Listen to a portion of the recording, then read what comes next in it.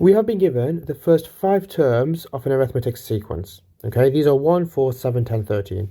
We have been asked to write down an expression in terms of n for the nth term of the sequence for 2 marks. Okay, so what we're going to do, I'm going to rewrite the numbers here, 1, 4, 7, 10, 13. The first thing we're going to do is we're going to find the difference between term to term. Okay, so we're going to say term to term rule. So here we add 3, here you add 3, here you add 3, here you add 3.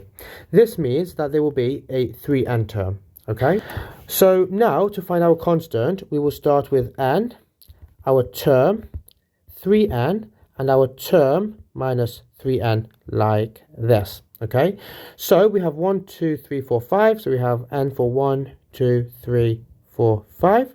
Our terms are 1, 4, 7, 10, 13. 3n is going to be 3, 6, 9, 12, 15. Now term minus 3n, okay? So 1 minus 3 is minus 2. 4 minus 6 is minus 2. 7 minus 9 is minus 2. 10 minus 12 is minus 2. And 13 minus 15 is minus 2. So from here, we can see that the term to term rule is 3n minus 2. Like this. And we can just write this in our answer space like that. So, for this question, you get 2 marks, and you get 2 marks for stating 3n minus 2. Like that. We have been asked to show that 2 1/3 times 3 3/4 is 8 3/4. Okay, and this question is worth 3 marks. So, the first thing we need to do is we need to convert mixed numbers. So as we have been given here, where we've got a whole number and a fractional part, to improper fractions. Okay, so let's do that.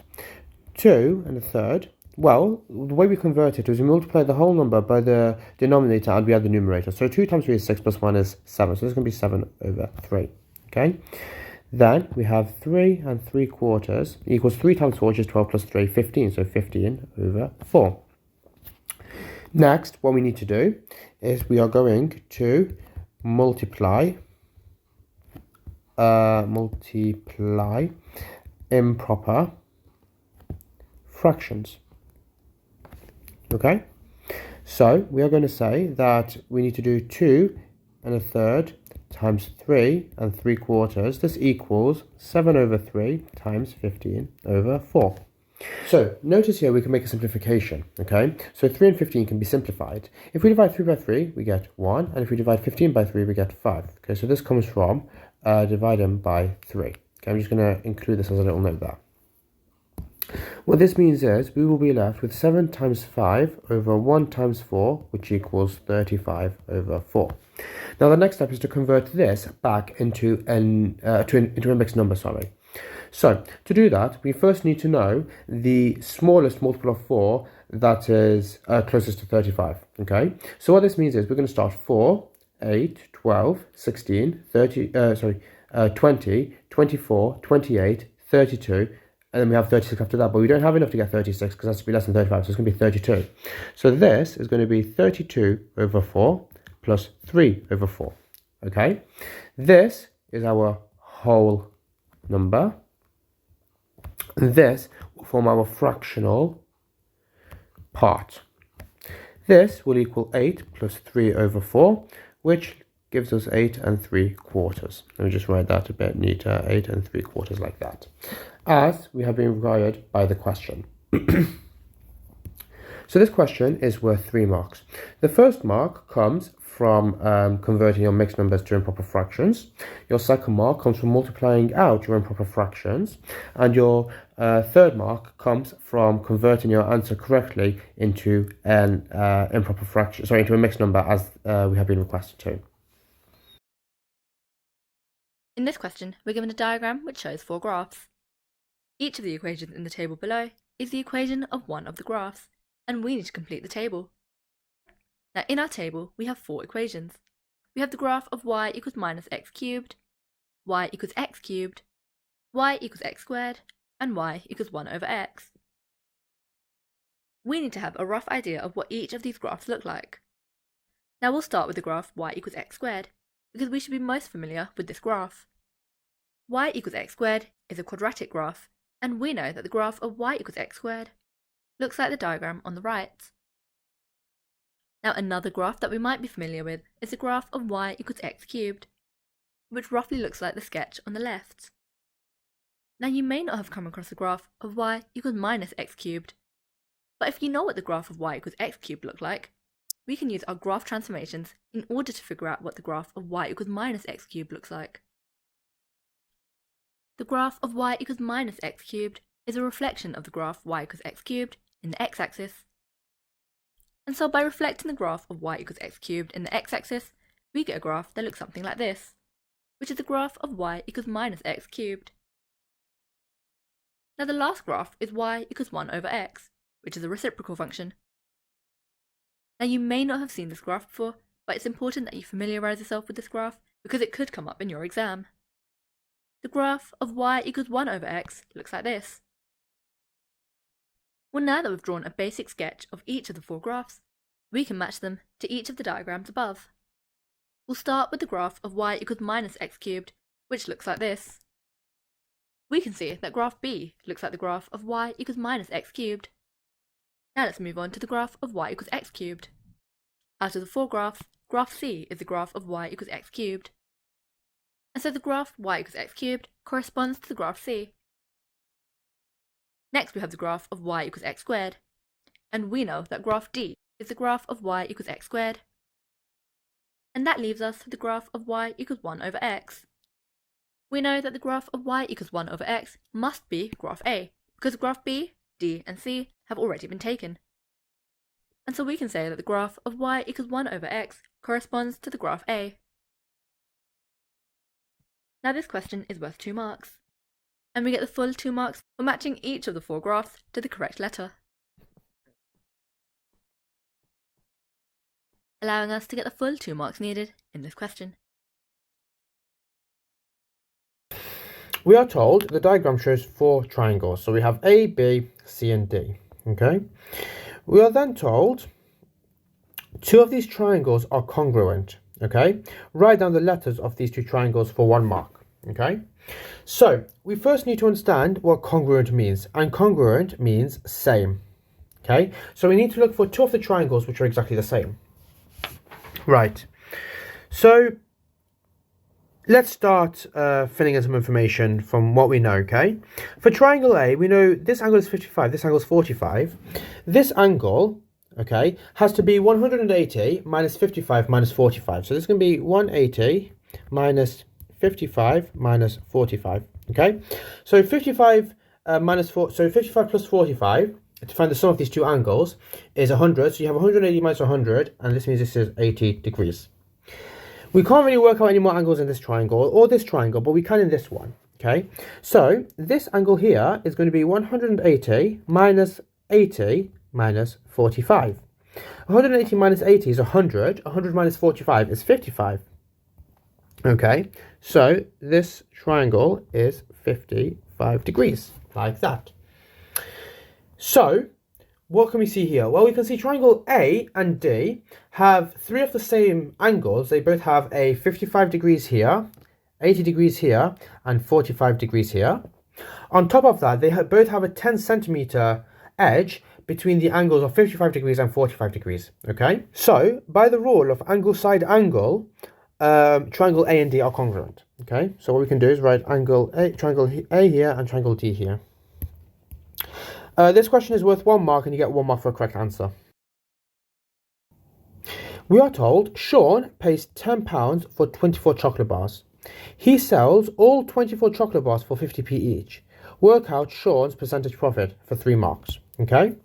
So the first thing we're going to do is I am going to work out how much he made from selling all 24 chocolate bars. Okay? So his revenue, okay, which is how much he made,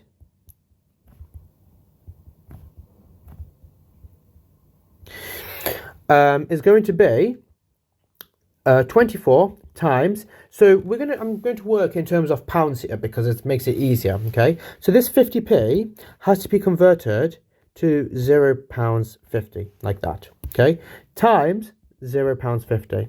And this is basically just half of 24 with a pound sign. It's going to be £12. Okay, like that.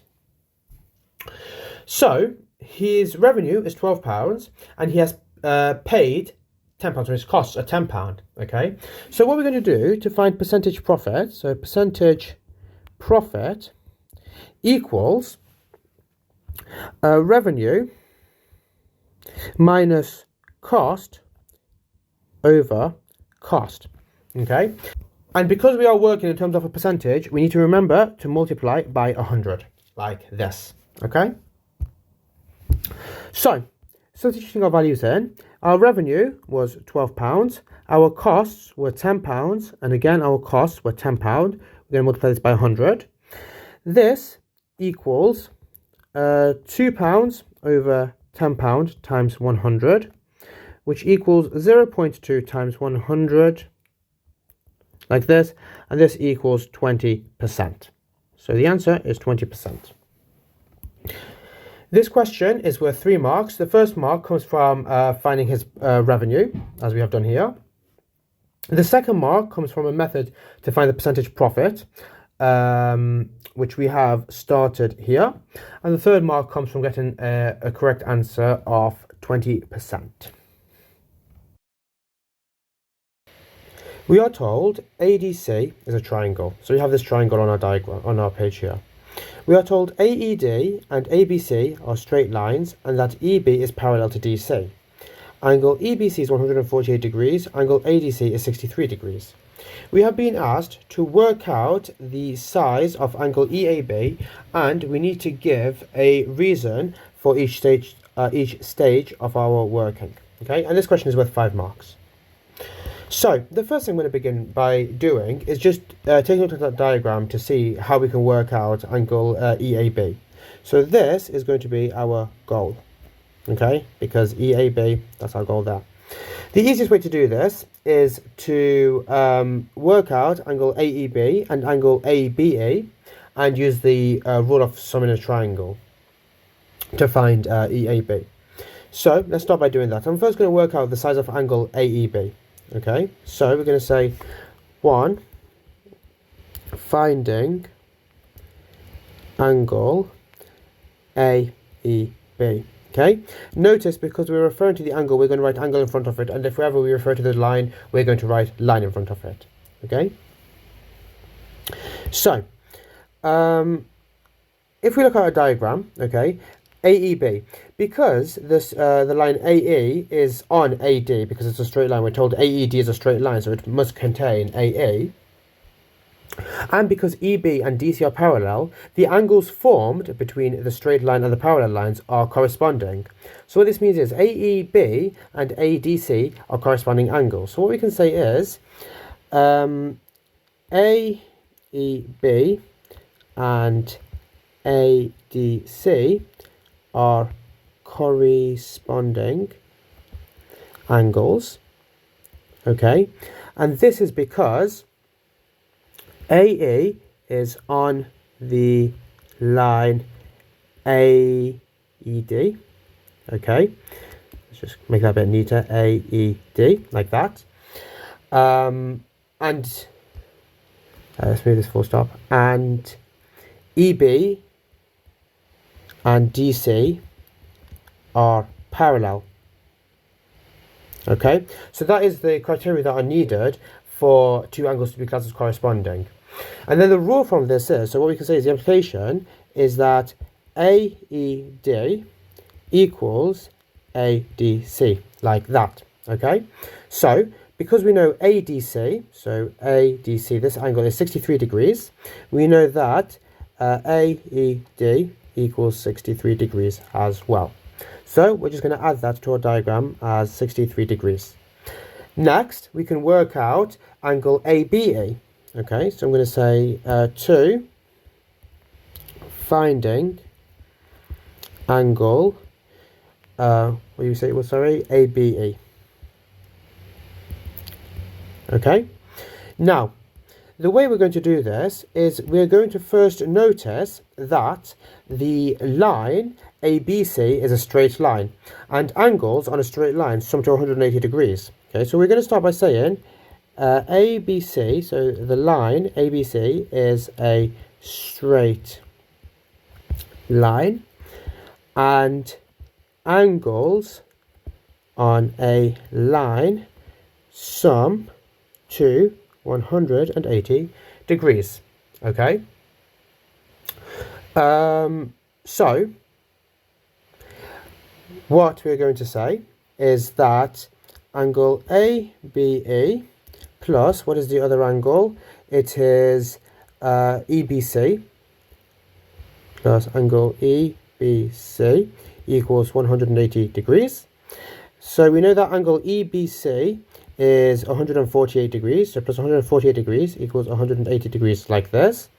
We are going to say that ABE equals 180 degrees minus 148 degrees, and all we've done is we've subtracted 148 degrees from this side and 148 degrees from this side.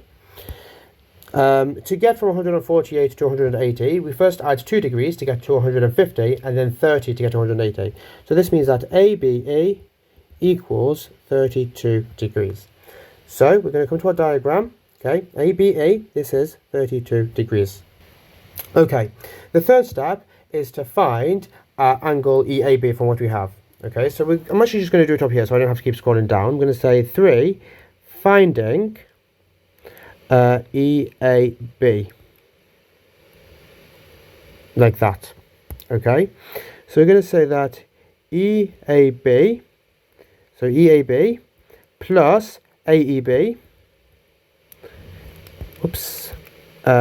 plus ABE equals 180 degrees. Okay, we're going to substitute our values from our triangle, so we can say that EAB plus AEB is 63 degrees plus 32 degrees equals 180 degrees.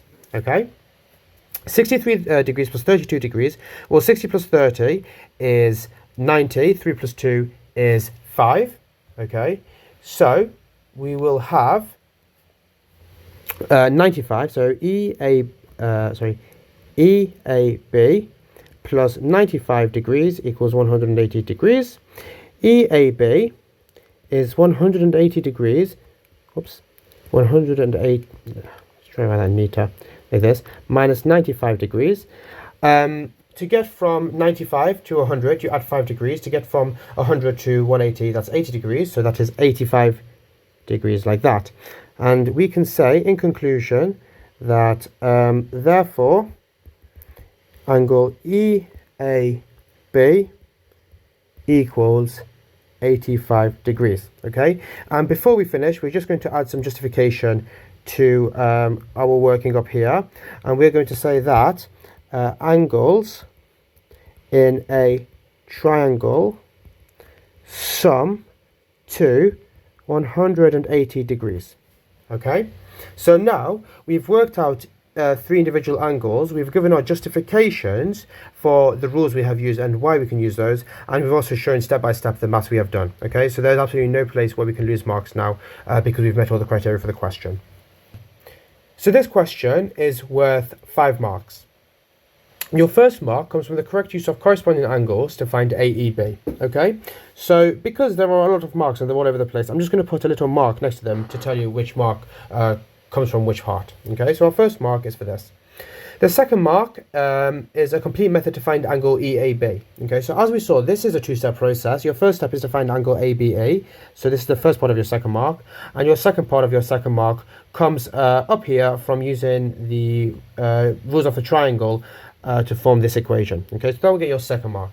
Your third mark comes from stating that angle EAB is 85 degrees. Okay, we have stated that down here. So this is your third mark.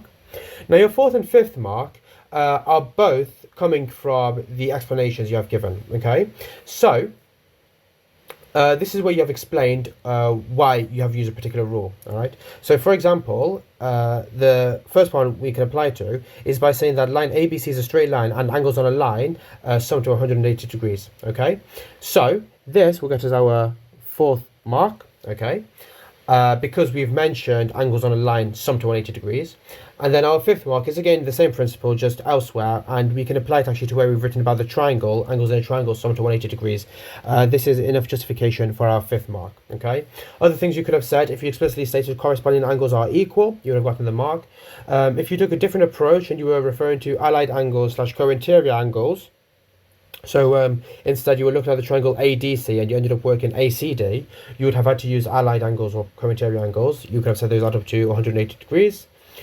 You could have also talked about the exterior angle of a triangle that's equal to the sum of the interior opposite angles if you went down that road. So all of these ones would have gotten you your fourth and fifth mark depending on how you use them. We are told the table shows information about the heights in centimeters of a group of year 9 girls. Okay, so we have a least height of 150 centimeters, a median height of 165 centimeters, and a greatest height of 170 centimeters. We're then told the stem and leaf diagram shows the information about the heights in centimeters of a group of 15 year 9 boys. Okay, so we have a stem and leaf diagram here along with our K. This question has asked us to compare the distribution of the heights of the girls with the distribution of the heights of the boys. And this question is worth 3 marks. Okay, so when we are looking at comparing distributions, the two things we need to consider are the median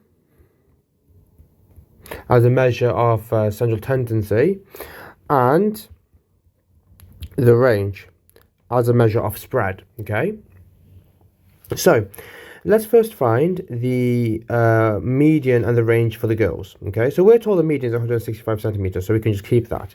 And then from here we can see that our range is 170 centimeters minus 150 centimeters, which is 20 centimeters, like that. Now moving on to the boys. Okay, we know there are 15 year 9 boys, so our median position,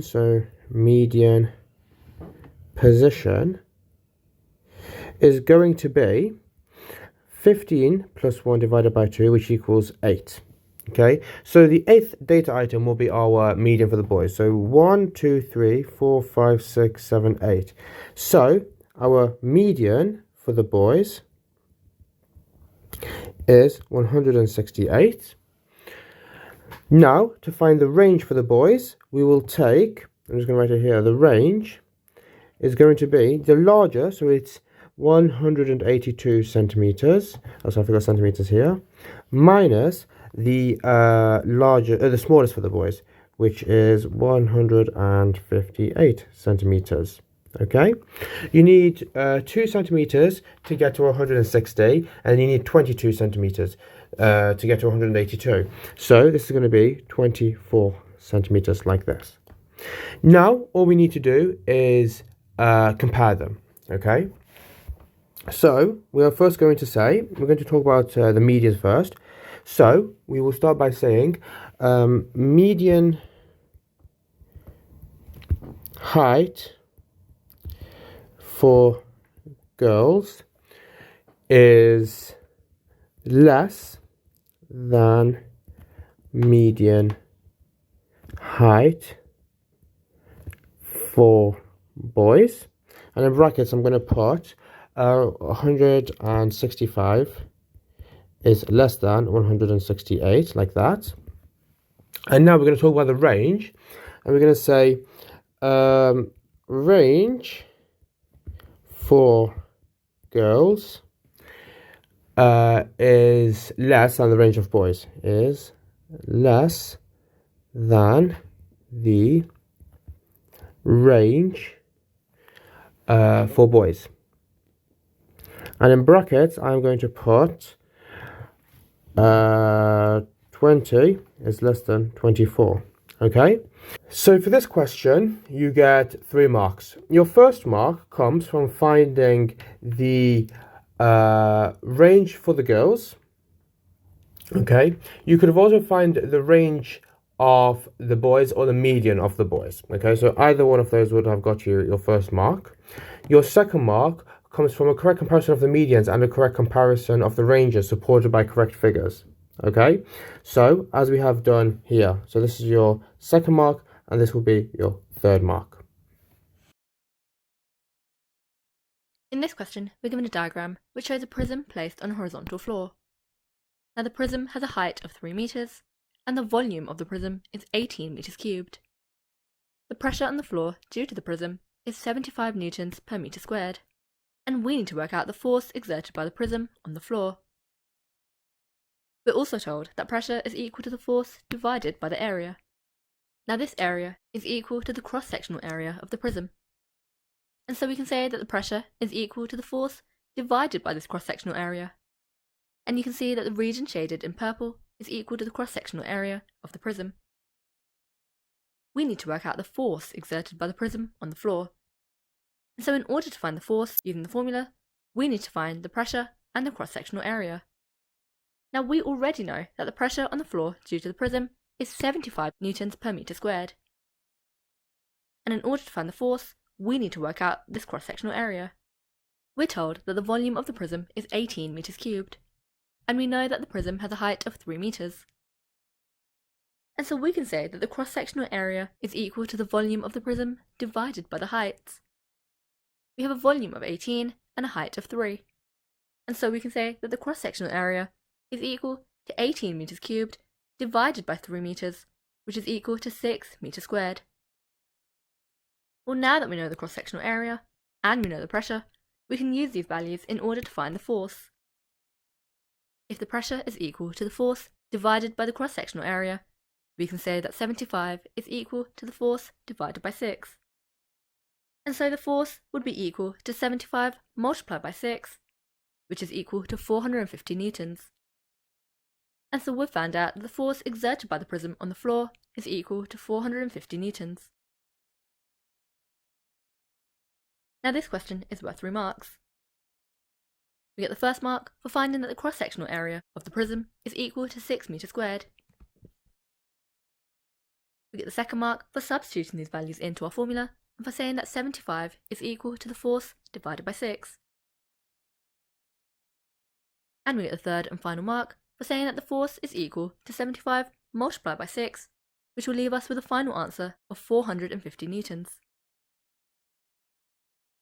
allowing us to get the full 3 marks needed in this question. We have been asked to write these numbers in order of size, and we have been asked to start with the smallest number for 2 marks. Okay, so what I'm going to do first is I'm going to convert all of these numbers so they are in the same form. Okay, and that form will be standard form. Okay, so standard form, and our standard form where a is between 1 and 10. Notice the strict inequality because it includes every number up until but not including 10. Okay, so 6.72 is in this form, so that's all good. So to change 67.2 times 10 to the minus 4 into this form, okay, we are first going to divide this by 10. Okay, so what this means is it will be 6.72 times 10 to form 67.2 again, times 10 to the minus 4, 6.72 times 10 to the minus 3, because 1 minus 4 is minus 3. 672 is going to be 6.72. Now, because we've got 672, it's times 100 times 10 to the 4, and this is going to be 6.72 times, so 100 is 10 squared, which when you do times 10 to the 4, you get to 10 to the 6, like that. And then finally 0.000672, we have 1, 2, 3, 4, so it's going to be 6.72 times 10 to the minus 4.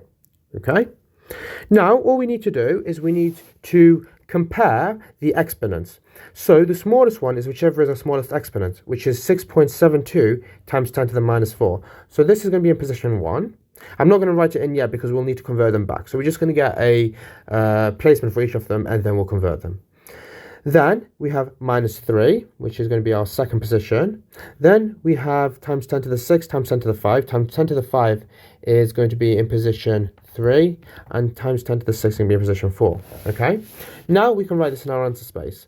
So the first one is going to be 0.000672. We are then going to have 67.2 times 10 to the minus 4.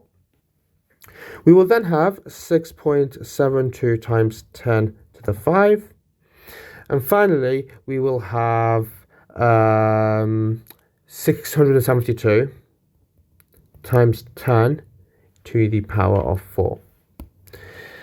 So this question is worth 2 marks, and you get 2 marks for a fully correct list, as I have done here. You will get 1 mark for 3 numbers in the correct order, and or having 4 numbers but listed in the reverse order. So you have to listen to the question. We are given that a over b equals 2 over 5 and b over c equals 3 over 4. We have been asked to find a to b to c. Okay, so what we're going to do is we're first going to take a to b as being 2 to 5. And this is because the ratio a over b is 2 over 5. So the ratio a to b is 2 to 5. Okay. Then we will do the same thing for b to c. Okay, so b to c equals 3 to 4, like that. So to get it in the form a to b to c, the common term here is b. Okay, so in one case it's 5, in one case it's 3. So to find b, we need to find the lowest common multiple of 5 and 3. And this is going to be 15. Okay. So what we then need to do is we need to take each of our ratios and scale them up. So b equals 15. Okay, so if we start with a to b is 2 to 5. To get 15 on this side, we are multiplying by 3, which means this side needs to be multiplied by 3. So we will have 6. Now b to c is 3 to 4. And to get 15 on this side, we need to multiply by 5 and multiply by 5 on this side. This will get us 20.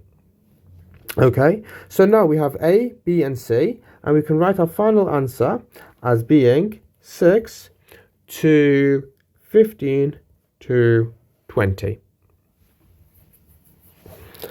This question is worth 3 marks.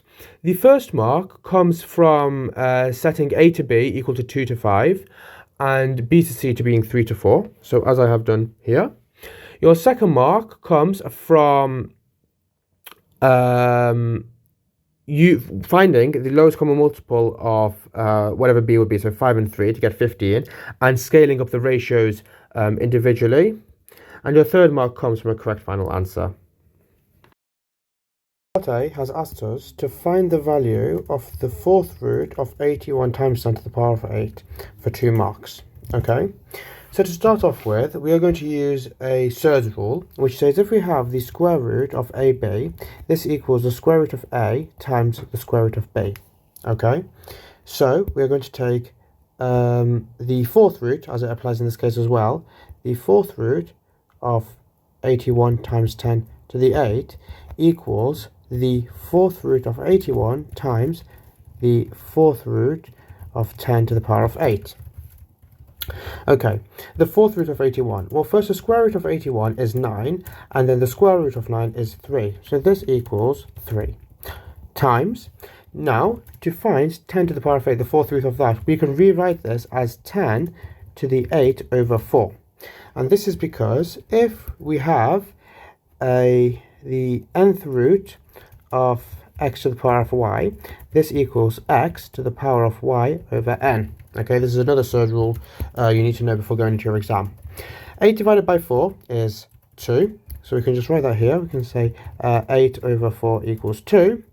And this means we have 3 times 10 to the power of 2. 10 to the power of 2 is 100. So this is just 3 times 100, which is 300. And we can write that in the answer space here. This part is worth 2 marks. You get the first mark for splitting your question into 2 parts, as I have done here. So this is your first mark. And then your second mark comes from getting the correct final answer, like that. Part B has asked us to find the value of 64 to the power of minus a half for 2 marks, okay? So, to do this, we are going to use a first rule, and that is if we have a to the power of minus b, this equals 1 over a to the b, like that. So, 64 to the power of minus a half equals 1 over 64 to the power of a half, okay? We are then going to use another rule, which is if you have a power, say, a to the 1 over n, this is the nth root of a. Okay, so here, this is going to be 1 over the square root of 64. Okay, and we know the square root of 64 is 8. Okay, so this will be 1 over 8.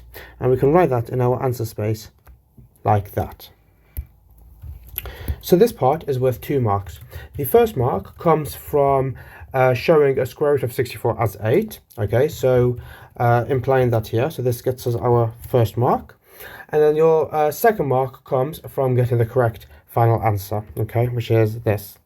No, because of the square root, writing plus or minus 1 over 8 is also acceptable. Okay, so if you've done that, you will also get the mark, okay?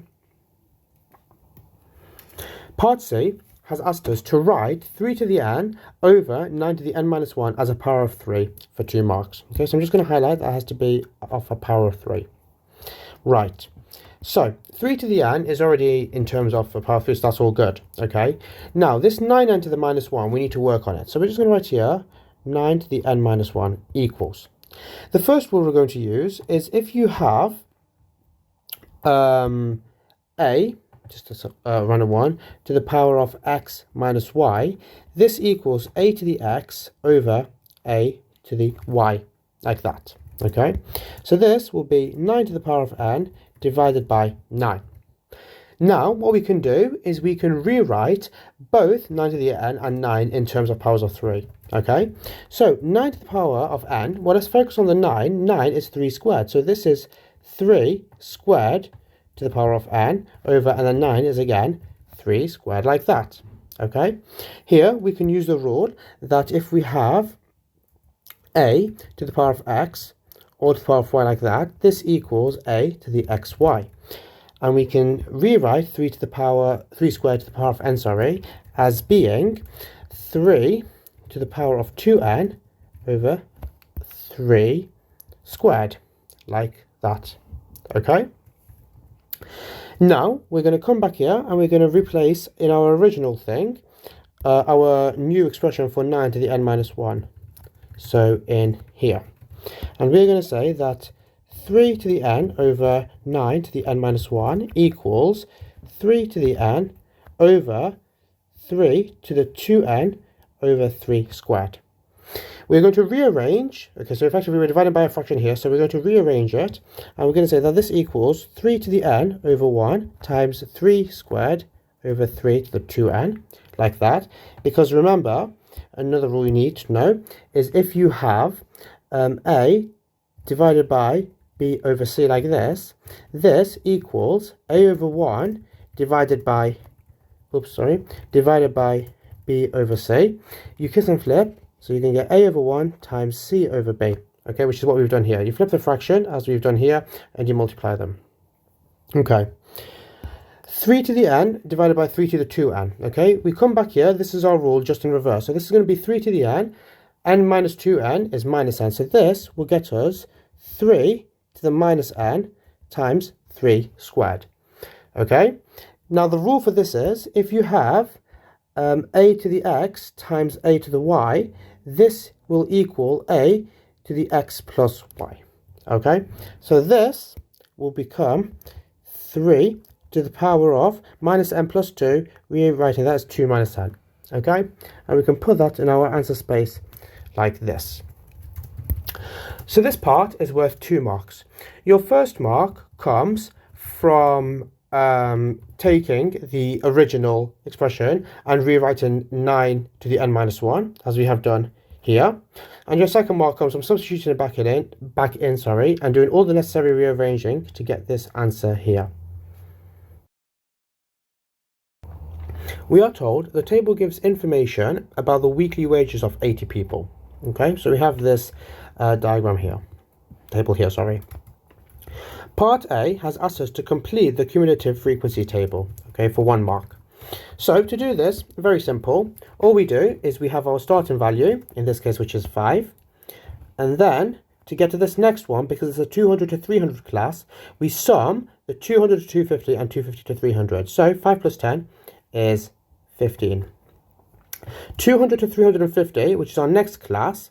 So this one, we are going to take our original and we're going to add the 20 to it. So we're going to have 35 and so on. So the next one will be the 35 plus this 20 to make it up to 400. So that's going to be 55, like that. 55 plus this 15 is going to be 70. And then this 70 plus 10 is going to be 80. And another way you can check you've done this correctly, or give yourself more reassurance you've done this correctly, is because it totals up to 80 and we are told it gives the wages of 80 people. Okay, so that's usually a good indication that we've done it right. So this question is worth 1 mark, and you get 1 mark for all the correct answers, as I have done here. Part B has told us, on the grid opposite, so we need to use a grid, draw a cumulative frequency graph for your completed table for 2 marks. Okay, in our case, the grid is on the next page, so it's technically down, but that's fine.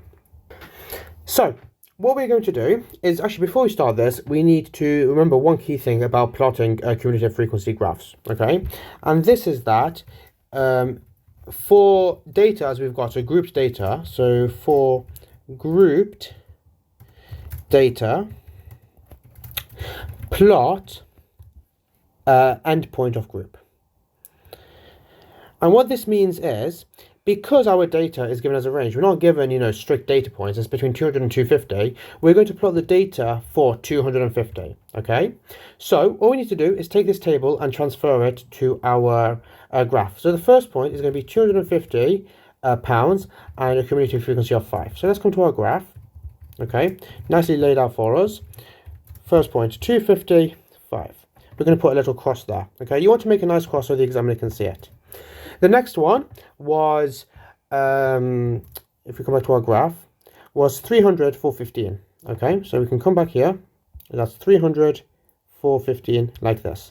The next one was 350 for 35. So 350 all the way to 35 up here, like that. Then it was 400 for 55. So following this dark grey line up until here for 55. Then it was 450 for 70, so 450 for 70, which is up here, like that. And finally, it was 80 for 500. Okay, so follow the graph, 80 for 500, like this. Okay. Now, when drawing a cumulative frequency diagram, you have 2 options. You can either connect the dots with a curve, a smooth curve, or you can use straight lines. Okay, now I'm going to choose to go with straight lines just because I think it makes it cleaner for the examiner. Okay, so let's do just that. Let's draw a straight line from point to point. Okay, somewhat like this. Obviously in the exam you're going to use a ruler to draw these points on. There we go. This one didn't actually turn out as good, so let's just quickly fix that, something like that. Next one is to here. Yeah, that's pretty good. And then something like that. Yeah, that's pretty nice actually. Okay, so we have our cumulative frequency graph like this, drawn with straight lines. And obviously, yes, you can use curved lines if you would like. So this question, or this part, sorry, is worth 2 marks.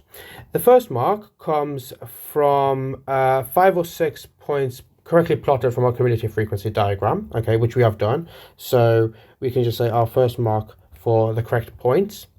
And then our second mark comes from a fully correct graph. Okay, so I'm just going to also give ourselves a second mark, and I'm going to say fully correct. There we go. We are then told, Juan says 60% of the group of people have a weekly wage of £360 or less. Is Juan correct? And we must show how we got our answer. To begin with, I'm going to work out what 60% of the group is. Okay, so 60% of group equals 60% of 80 people. Like this. This equals 60 over 100 times 80, and I'm just going to use the notation PPL for people. 60 times 80, so what we notice here, because we've got the 100 and 2 zeros here, we can actually cancel things out by writing it like this. So 60 times 80 over 100, we take this 0 and this 0 and 0 cancel, and we are left with 48 people. What we're going to do now is we're going to read from our graph where 48 people is and see what wage is corresponding to it. Okay? So let's go to our graph and let's look at where we can find 48 people. Okay? So this is going up in 1, 2, 3. So 45, 46, 47, 48. It is going to be this line across here. Okay, I've done that a bit too high. There we go. We're looking at around sort of this point here.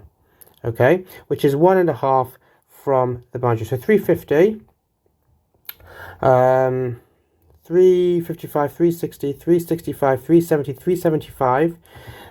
This one would be 380. So we're looking at sort of between 375 and 380.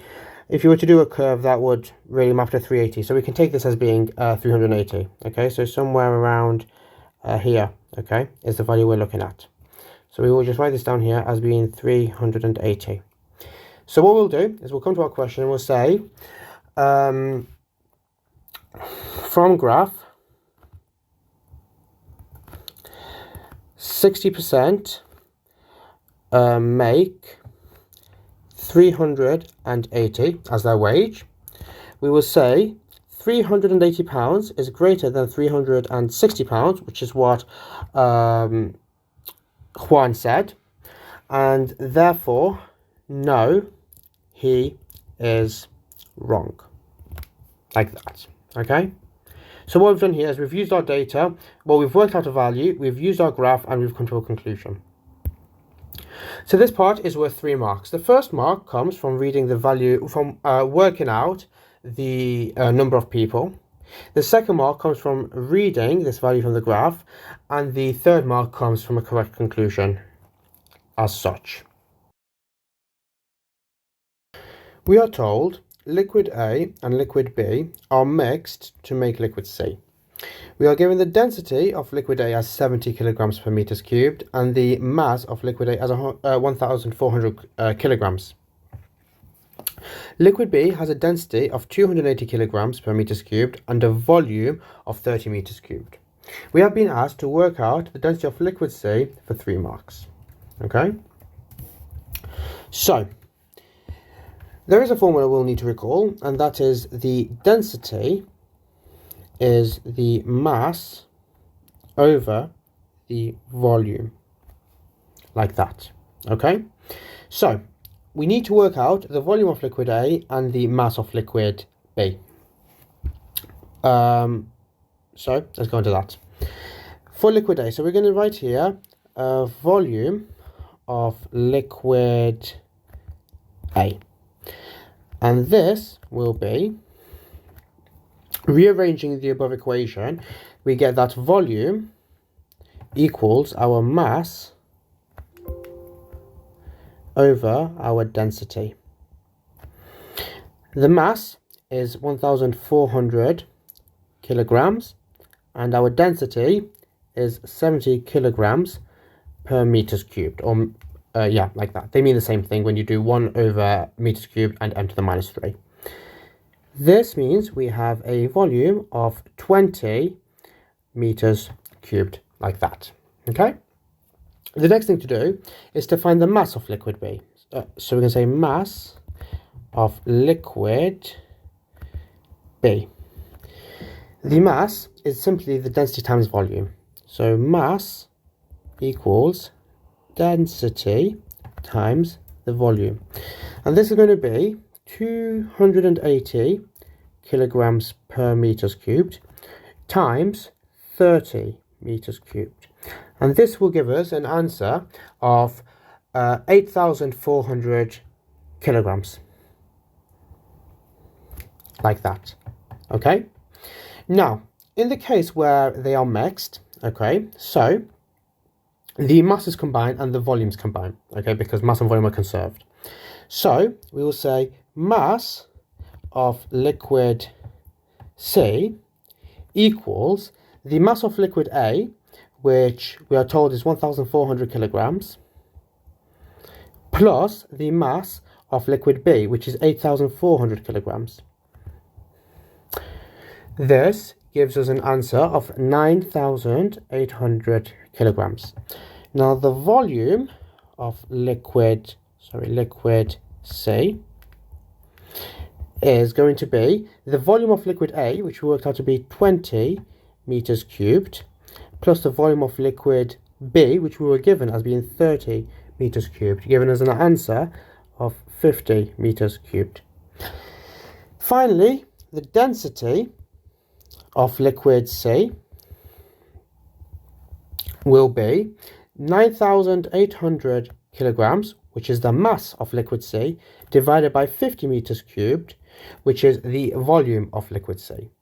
So if you were to carry out, actually first what we can do here is we can cancel a 0 and a 0 like that. And now in the corner we're just going to do some long division. Okay, so we need to do 980 divided by 5. Okay, so we could just do it up here. 980 into 5. First, how many 9s into 5? 1. 1 times 5 is 5. We have a remainder of 4. You bring down the 8. 48 into 5. That's, well, the next highest is 45. So that will be 9. 9 into 5 is 45 with a remainder of 3. We bring down the 0. 30 into 5 is 6. 6 into 5 is 30 with a remainder of 0. So this will be 196 kilograms per meters cubed. And then we can write our answer just like that in the answer space. This question is worth 3 marks. The first mark comes from either finding the volume of A or the mass of B. Okay, so we'll just say the volume of A has gotten us our first mark. The second mark comes from a complete method to find the density of C, which is up until here. Okay, so it's quite a lot of work for your second mark. And somewhere down the line, you could have just written the answer with digits 196. Okay, that would have been enough, but always show you're working. So get yourself up to here. And then your third and final mark comes from getting the right final answer, so doing the correct column division, because you're not allowed a calculator. So that would be your third mark like that. We are told Sally plays 2 games against Martin. In each game, she could win, draw, or lose. In each game they play, the probability that Sally will win against Martin is 0.3, and the probability that Sally will draw against Martin is 0.1.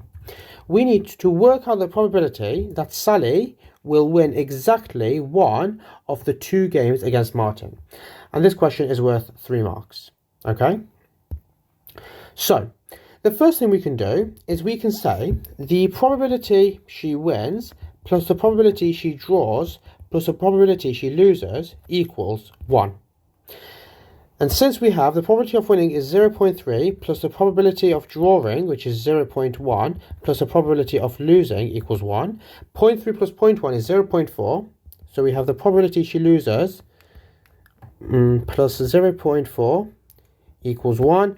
And therefore the probability she loses equals 0.6. Okay, so 1 minus 0.4.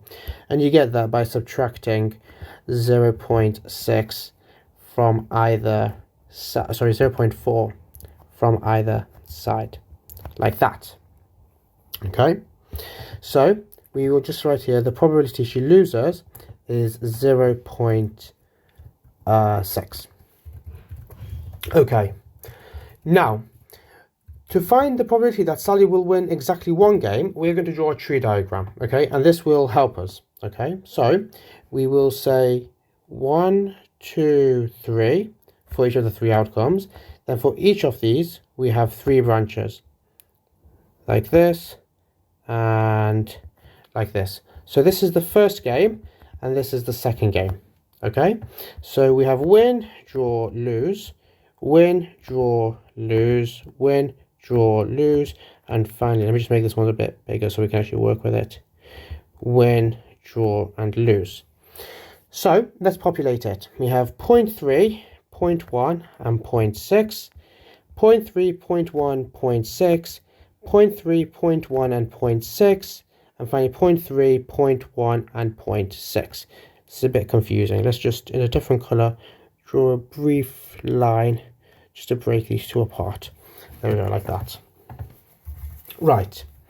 So the probability she will win exactly one game is, so P exactly 1 is, she would win her first game, but she will draw or lose her second game. So this is going to be 0.3 times 0.1 plus 0.3 times 0.6.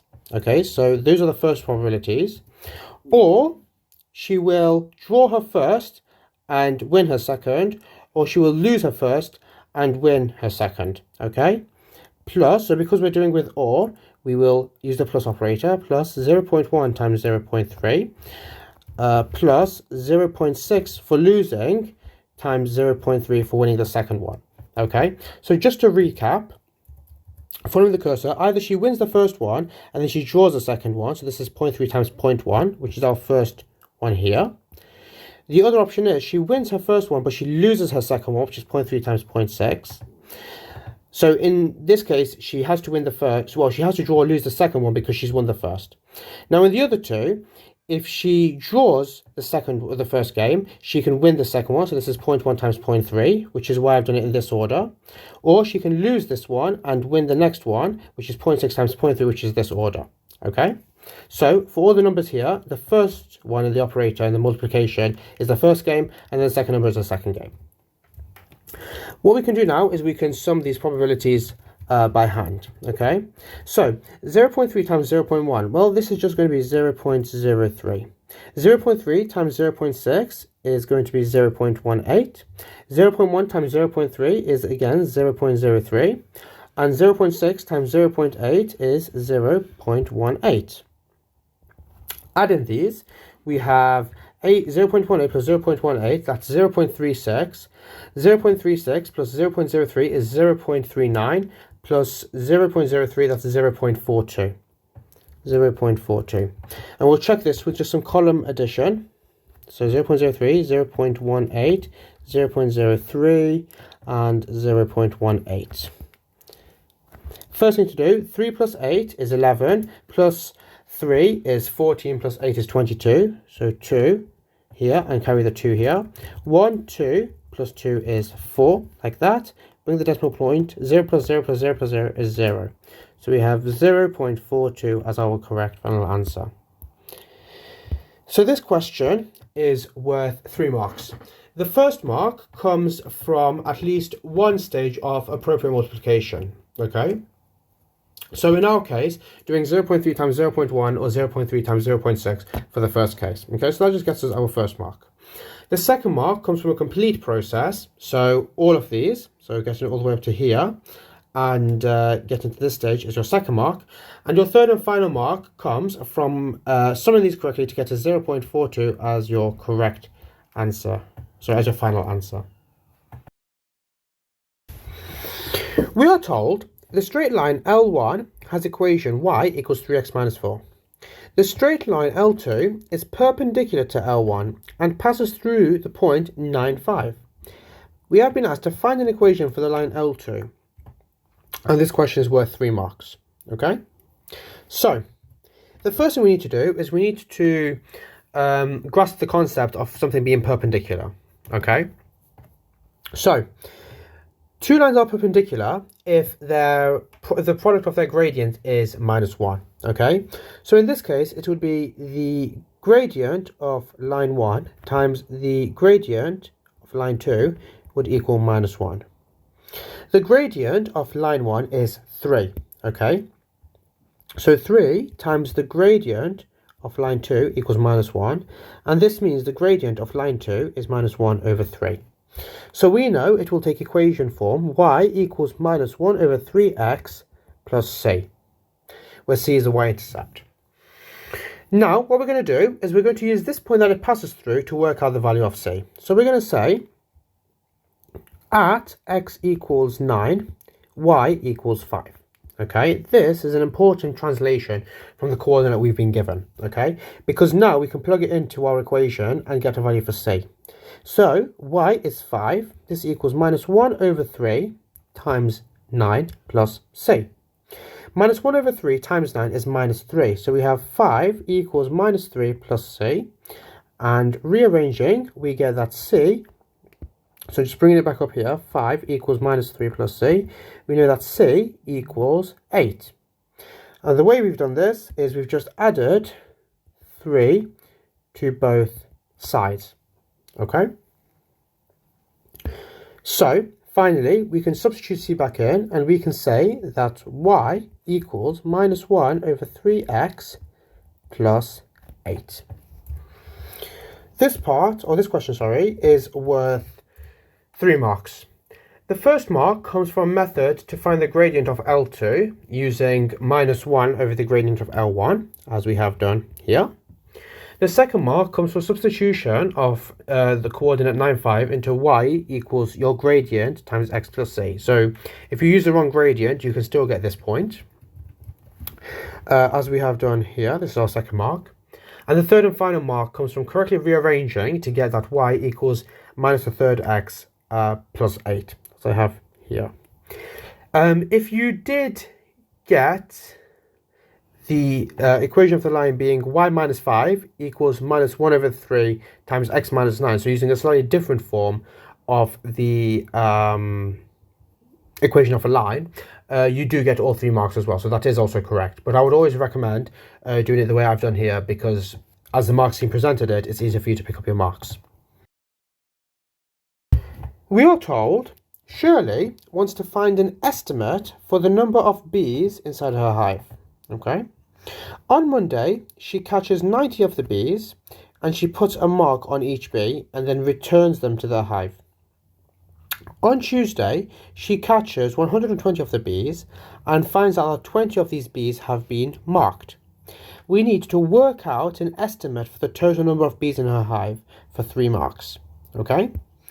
So, these type of questions can sound confusing when you start them, but effectively what it's asking you to do is it's asking you to compare the ratios of the number of bees that have been marked to how many have been caught on Tuesday, apply the same ratio for Monday, and use that to work out an estimate of how many bees there are.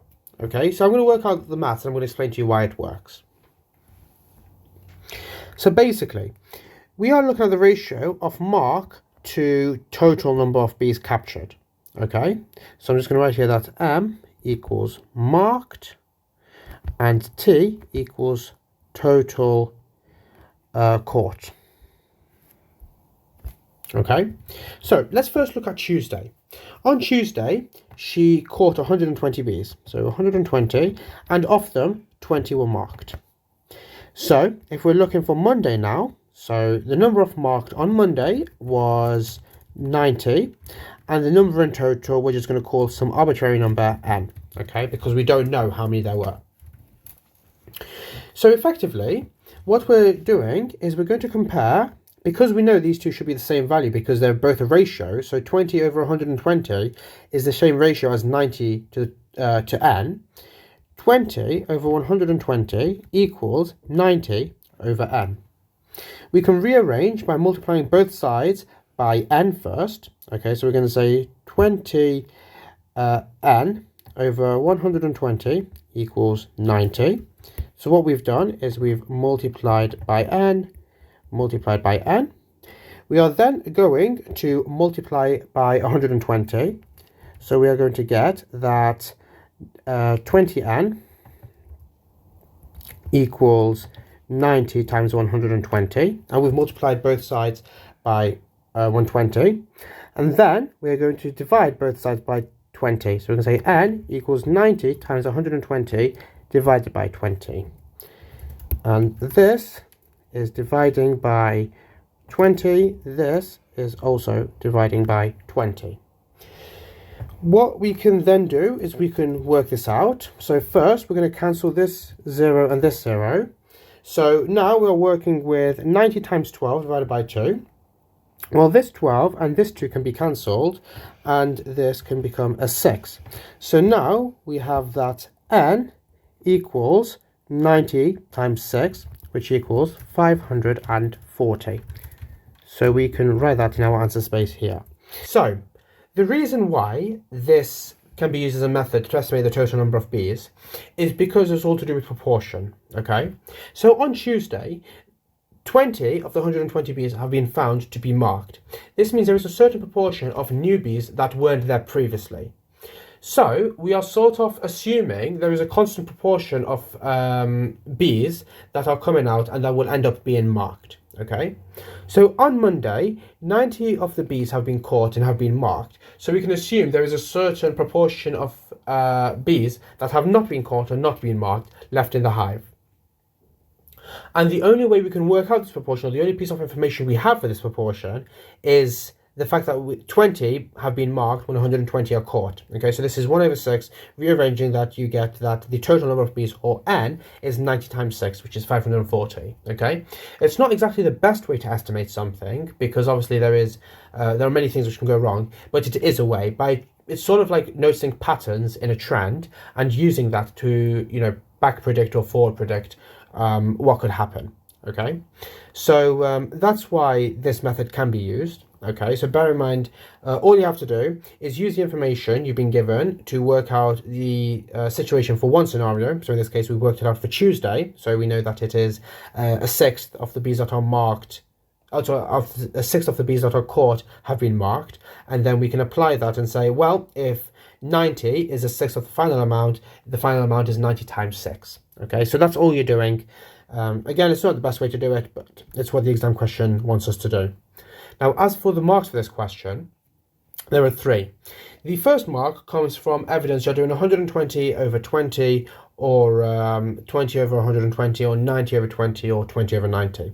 So effectively, you're trying to show proof of finding some ratio. Okay, this ties in with the second mark, where if you've expressed them as fractions, as I have done over here, this will get us our first and second mark, okay? Because we are showing 20 over 120. We don't need to write the official result for it, because in this case it's not as meaningful, but we are writing it and we are incorporating it into the wider scheme of the question, okay?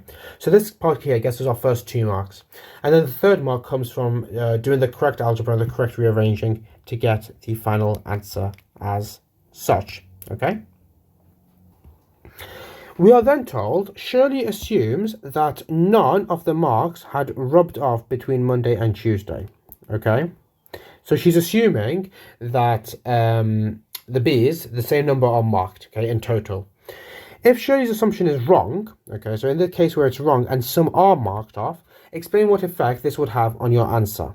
Okay, explain what effect this would have on your answer to part A for 1 mark. Okay, so in the case where her assumption is wrong, there would be less marked bees. Okay, so we'll say fewer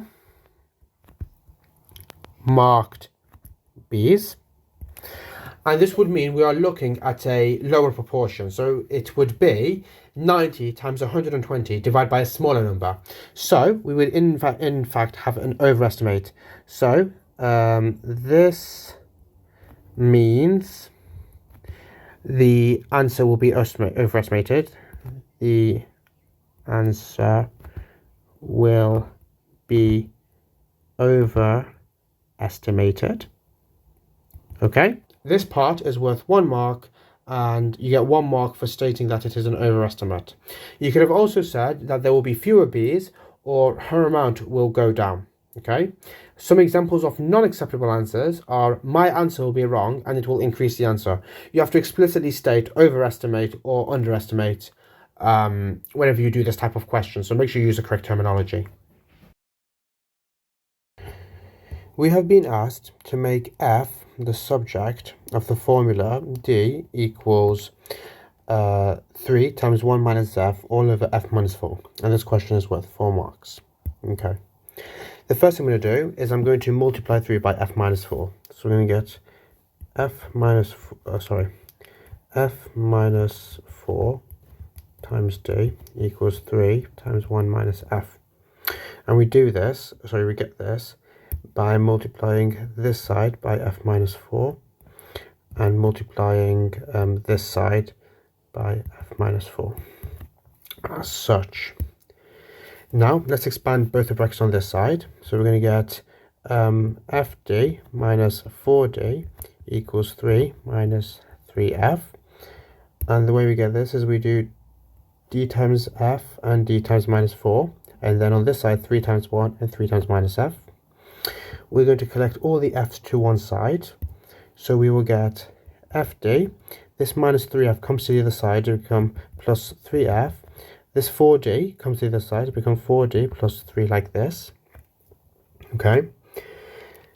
Now, what we can do is we can take out f as a factor. So we say f d plus 3 equals 4d plus 3.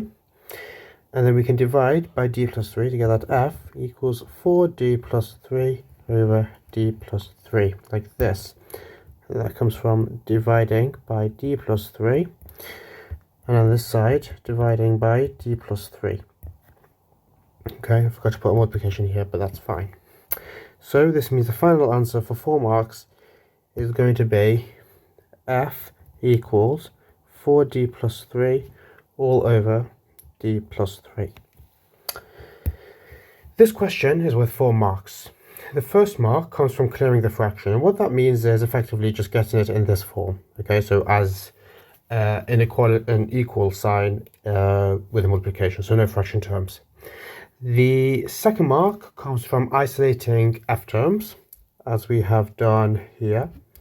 Your third mark comes from factorizing the f term, which is here. Let me just make it more clearer here. And then the fourth mark comes from getting the correct final answer. We are told that x is proportional to the square root of y, where y is greater than 0. Y is increased by 44%, and we have been asked to work out the percentage increase in x. And this question is worth 3 marks. Okay. When it says x is proportional to y, to the square root of y, sorry, what this means is that x equals, just write that a bit neater, x equals k times the square root of y. Okay. If y is increased by 44%, okay, what we are looking at is y new equals the original y times 1.44. So x new equals k times the square root of y times 1.44. Okay. We can use our Surds rules here to get that the square root of a times b equals the square root of a times the square root of b. And we can rewrite this as x new equals k times the square root of y times the square root of 1.44. So, the square root of 1.44, this is 1.2, okay? And the way you think about it is, 144, the square root of that is 12, okay? And because we're moving by 2 zeros, a factor of 100, the square root of 100 is 10, okay? So it's 1.2. Right. We can resay this as x new equals k times, so k times the square root of y times 1.2, like that. Now, x new, this k square root of y is the same as x. So x new equals x times 1.2. In other words, the factor increase is 1.2 of x to get xn. So this means a 20% increase, like that. Okay? And we can write our answer here as being 20%. This question is worth 3 marks. The first mark comes from a proportionality statement, so saying that x equals k times the square root of y. Your second mark comes from using the square root of 1.44 as a multiplier, okay? So, as we have done here, second mark. And then the third mark comes from getting the correct final answer of 20%, like that. We are told f and g are functions such that fx equals 12 over the square root of x and gx equals 3 times 2x plus 1. Part A has asked us to find g of 5 for 1 mark. So, in this case, all we need to do is substitute 5 for x in g. And what this means is, in g, everywhere we see an x, we're just going to put a 5. So we're going to say g of 5 equals 3 times 2 times 5 plus 1, like that. 2 times 5 is 10, plus 1 is 11, so this means we have 3 times 11, and this equals 33. We can write that in the answer space like this. Now this part is worth 1 mark, and you get 1 mark for the correct answer. Part B has asked us to find g of f of 9. Okay, what this means is, if we expand it, it is asking us to find 9 like this. So the first thing we're going to do is we're going to find f of 9, and then we're going to find g of our result. Okay, so we will say f of 9 equals, well, f is 12 over the square root of x, so this will be over the square root of 3, which equals, 9 here. This will be 12 over 3, which equals 4. Now, g of f over 9, so g f of 9, like that, is the same as g of 4. And g of 4, if we plug it in, means we have 3 times 2 times 4 plus 1, which equals 2 times 4 is 8, plus 1 is 9. 9 times 3 is 27. So we have 27 like that. Get a final answer of 27. Okay? So this part is worth 2 marks. The first mark comes from finding f of 9, as we have done here. And your second mark comes from getting the final answer of 27. Part C has asked us to find the inverse of g of 6, okay, for 2 marks. So the first step is going to be finding the inverse of g of x, like that, okay? And the way we do this, what we're going to do is we're going to say that x equals 3 times 2y plus 1. So in fact, what we've taken is we've written y for g of x and then swapped our x's and y's, okay? Now we are going to rearrange for y. So I'm just going to put here in brackets, rearrange for y, okay? First, we're going to divide by 3, so we have x over 3 equals 2y plus 1. And what we've done is we have divided by 3 and divided by 3. We're going to subtract 1 from both sides. So what this means is we're going to get x over 3 minus 1 equals 2y. And what we have done here is minus 1 from this side and minus 1 from this side.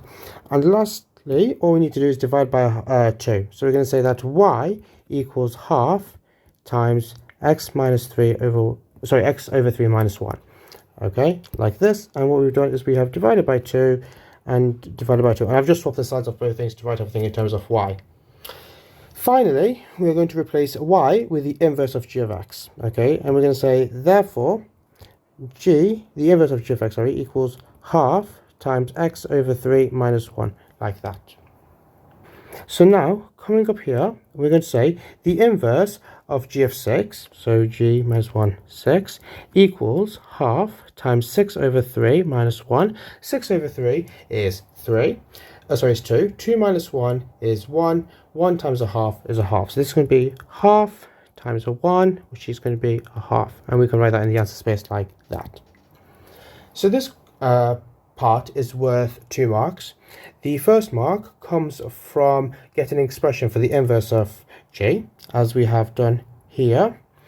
The second mark comes from a correct final answer of a half. To show that the square root of 180 minus 2 root 5 over 5 root 5 minus 5 can be written in the form a plus root 5 over b, where a and b are integers. And this question is worth 4 marks. Okay, the first thing I'm going to do is I'm going to write the square root of 180 in terms of root 5. So I'm going to say the square root of 180. Now, the first thing I'm going to do is I'm going to think of a square number that is a factor of 180. The first one I think of is 9 from 18. So we're going to say this equals the square root of 9 times 20. We're going to use here our surd rule that if you have the square root of AB, this equals the square root of A times the square root of B. And what we're going to say is this equals the square root of 9 times the square root of 20. This equals 3 times the square root of 20. Now, in thinking of square root of 20, what is a square number that is a factor of 20? And the one I can think of is 4. So we can say that this is 3 times the square root of 4 times 5. Applying the same rule as here, we have 3 times the square root of 4 times the square root of 5. Square root of 4 is 2, so this means we have 3 times 2 times the square root of 5, which equals 6 root 5. So from here, we have the above becoming 6 root 5 minus 2 root 5 all over 5 root 5 minus 5. This equals 4 root 5, because 6 root 5 minus 2 root 5 is 4 root 5, all over 5 root 5 minus 5 as such. Okay then. So, what we can do from here is we need to rationalize the denominator. And what that means is, if we have a fraction which is in the form a over b minus c, this equals a, b plus c, over b minus c, b plus c. So, this will equal 4 root 5 times 5 root 5 plus 5, all over 5 root 5 minus 5 times 5 root 5 plus 5. Next step is to expand our brackets, okay? For the numerator, 4 root 5 times 5 root 5 and 4 root 5 times 5. So we will have 4 times 5 is 20 times root 5, 20 times 5 is 100, so this is going to be 100. 4 root 5 times 5, 20 root 5, so plus 20 root 5, all over. This is a difference of two squares, and this rule says if you have b minus c, b plus c, this is going to be the same as b squared minus c squared. Okay, so we will have 5 root 5 squared, which is 5 times 5, 25 times 5 is 125. 5 times 5 is 25 minus 25, like that. And this means we have 100 plus 20 root 5 over 100. Now we're going to use another rule, and that says if we have a over b plus c, this equals a over b plus a over c. To split this fraction up into 100 over 100 plus 20 root 5 over 100. 100 over 100, this simplifies to 1 over 1, which equals 1. So this equals 1. 20 over 100, so 20 root 5, you've got this factor of 10 here, so you end up with 2 over 10, which is a fifth, times root 5, so we have plus root 5 over 5. Again, because they did tell us that the two integers are a and b, I am just going to write out what the two integers are. So I'm going to say, therefore, a equals 1 and b equals 5. Now this question is worth 4 marks. The first mark comes from writing 180 as 6 root 5. The second mark comes from rationalizing the denominator as we have here. The third mark comes from expanding to get to here. And the fourth and final mark comes from getting the correct final answer. We are told DEF is a triangle. Okay, so DEF. We are then told P is the midpoint of FD and Q is the midpoint of DE. We're told the vector AD is A and FE is B. And we have been asked to use a vector method to prove that PQ is parallel to FE. And this question is worth 4 marks. Okay? Right. First thing I like to do, because we've been given a diagram and some information, is I want to label it. So we're told that FD is A. Okay, so the vector going from F to D this way is A. And we're told that FE is B. So this way is B. One thing we know is that FP and PD are both going to be half of A. Okay, because we're told that P is the midpoint. So sorry, let me just use the correct vector notation here like that. Okay. the first thing I'm going to do is I'm going to find a vector for dE. So I'm going to say the vector dE equals. So dE, we go from D to E, we have to go to dF. So this is going to be from D to F, and then from F to E, like this. Okay? So dF, well, this is the opposite way to FD, so this means it will be minus A. Okay, so minus A, like this, because FD this way is an A, and this way is minus A, so it's just a reverse direction.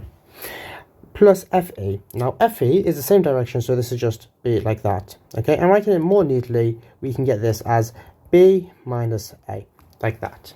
Okay, so that's nice. Then from here, we will find dQ. And we know that Q is the midpoint of dE, so we know that dQ equals half, sorry, the vector dQ equals half the vector dE, like this, which equals half B minus A, like that. Okay? So that's all good. So we know that this here is half B minus A, like that. From here, okay, we can find PQ, okay, because PQ is this sort of imaginary line like this.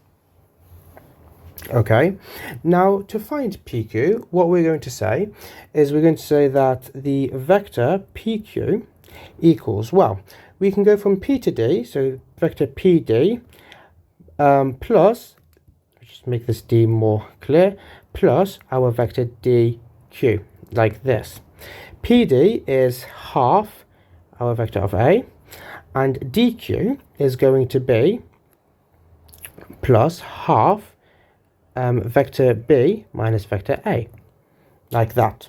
Okay, now all we need to do is we are going to solve this. Okay, so we will expand this by saying this equals half A plus half B minus half A, and all I've done here is I've expanded the bracket, so I've done half times this and then half times this. Just make that a bit clearer for you. There we go. And half A minus half A, these two will cancel, like that, and we will be left with the vector half B, like that. Now we know what PQ is, okay, and we were given FE.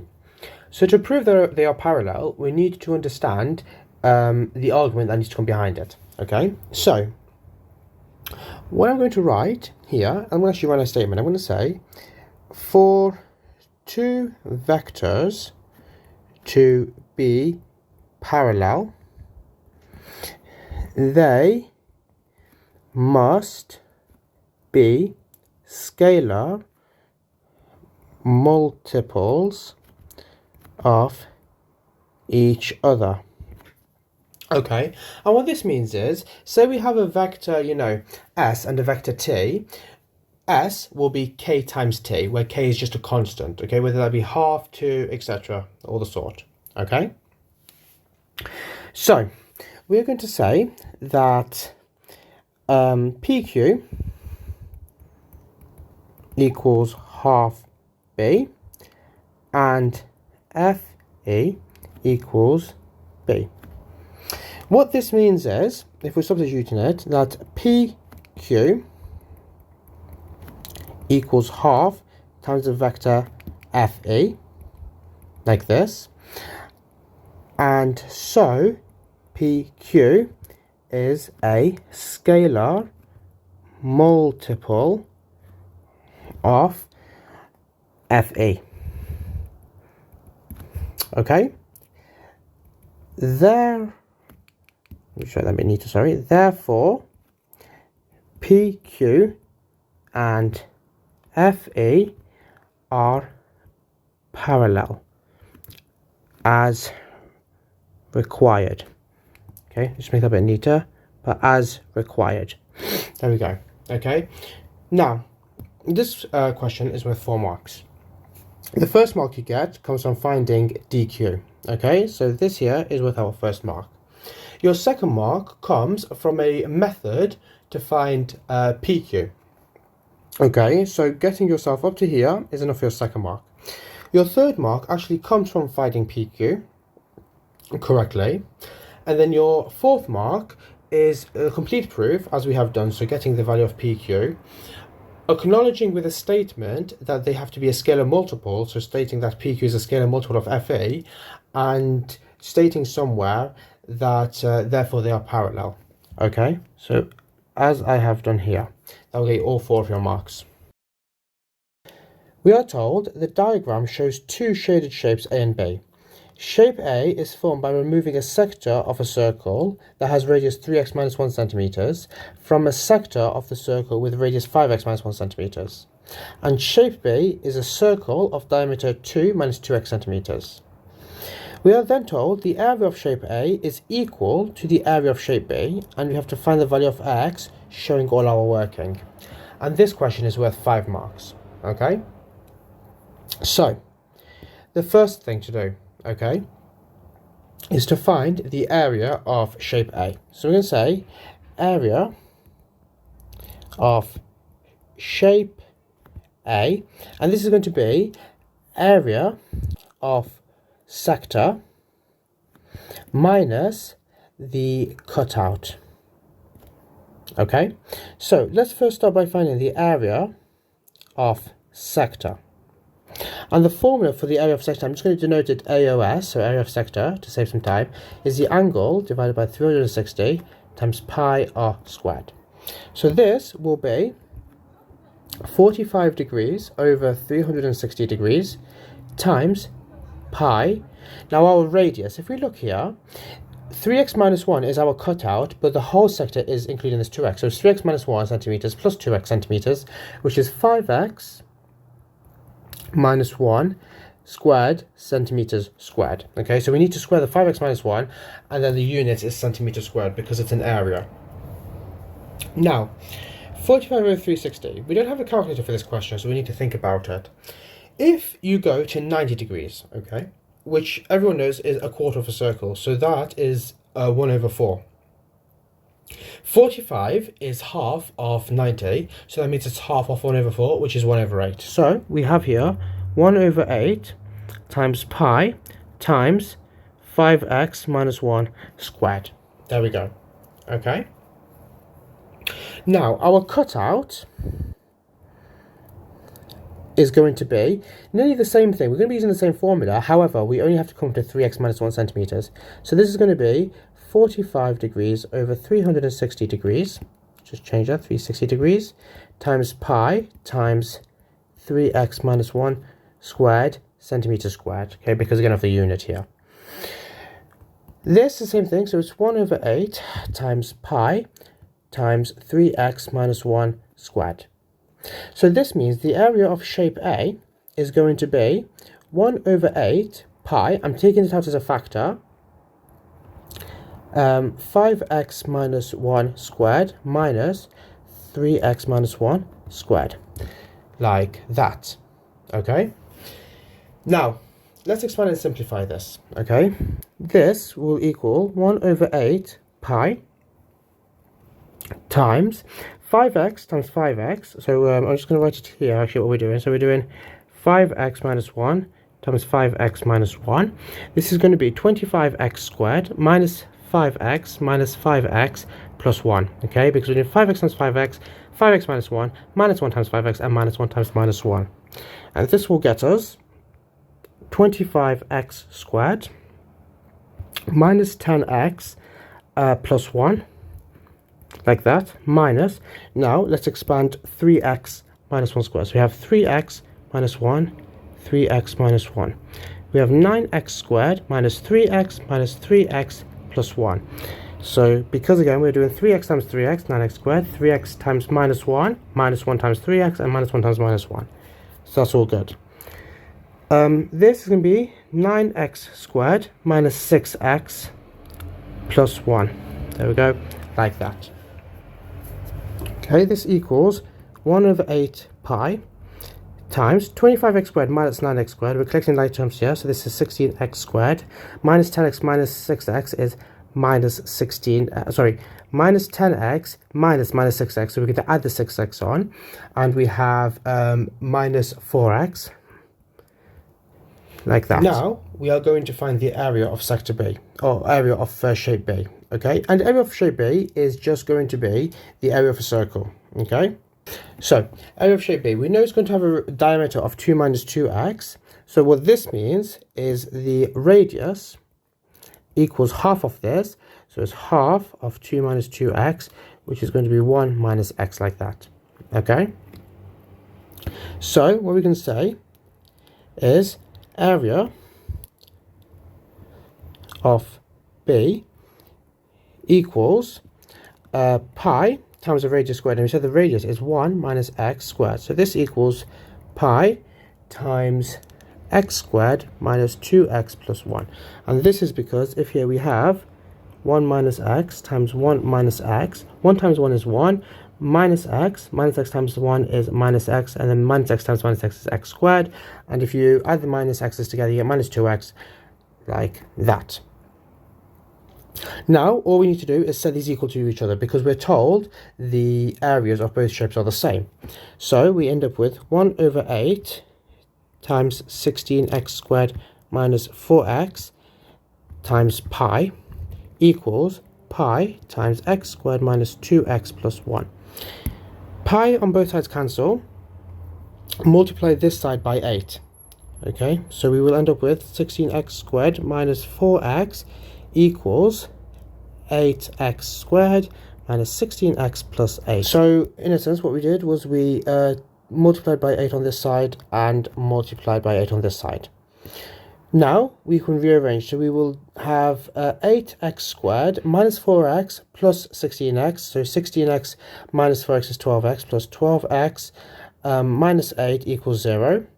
And what we did to get to this side is from here we subtracted 8x squared minus 16x plus 8 from this side, and we also did the same thing on this side, so minus 8x squared minus 16x plus 8, like that.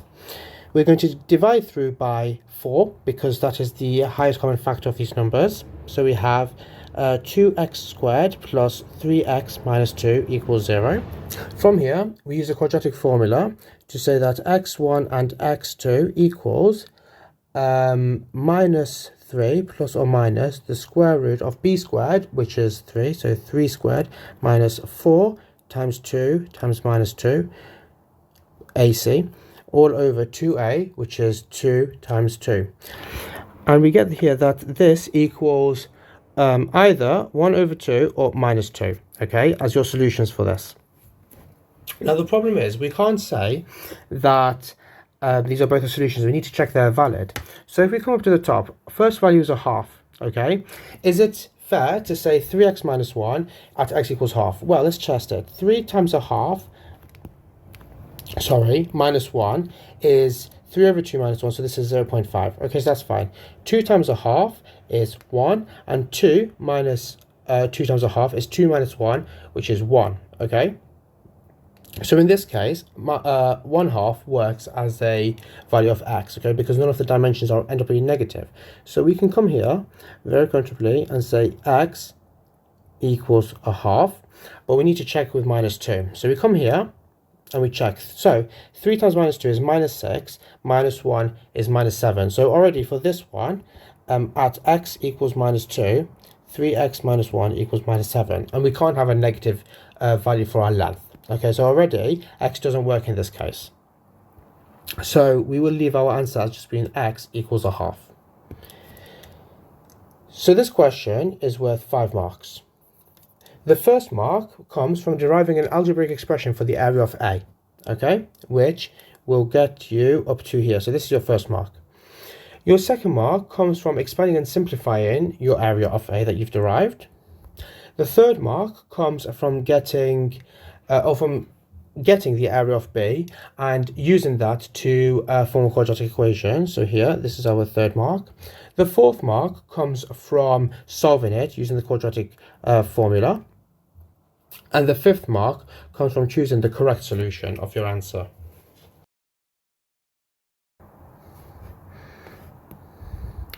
We are told there are 4 types of cards in a game. Each card has a black circle or a white circle or a black triangle or a white triangle. Okay, so in effect you have two different colors, black and white, and you have two different shapes, circle and triangle. We're told the number of cards with a black shape to the number of cards with a white shape is 3 to 5, and the number of cards with a circle to the number of cards with a triangle is 2 to 7. We have been asked to express the total number of cards with a black shape as a fraction of the total number of cards with a triangle, and this question is worth 3 marks. So what we have been asked to do here, if we're going to let the number of cards with a black shape, okay, we have been asked to find the fraction black shape over triangle like that. Okay, so first we need to find a fraction representing the number of black shapes. Okay, so let me just write that here. The first thing to do is a fraction for black shapes, like this. We are told the number of cards with a black shape to the number of cards with a white shape is 3 to 5. So out of every 8, okay, because we sum of the ratios, 3 will be a black shape. So this means this will equal 3 over 8. The second thing to find is the fraction for triangle. Okay, and this is going to equal, we are told the number of cards with a circle to the number of cards with a triangle is 2 to 7. So if we sum these, out of every 9 cards, 7 will have a triangle. So this is 7 over 9. Now, because we have these two, all we need to do is apply this formula we came up with earlier. So we're going to say this is 3 over 8 divided by 7 over 9, which equals 3 over 8 times 9 over 7. 3 times 9 is 27, 8 times 7 is 56. 27 over 56 is our answer, and we can write it all the way down here in our answer space. So this question is worth 3 marks. The first mark comes from getting either 3/8 or 7/9. Your second mark comes from a process shown to divide the fractions, as we have done here. And your third and final mark comes from an answer of 27 over 56, or an equivalent fraction.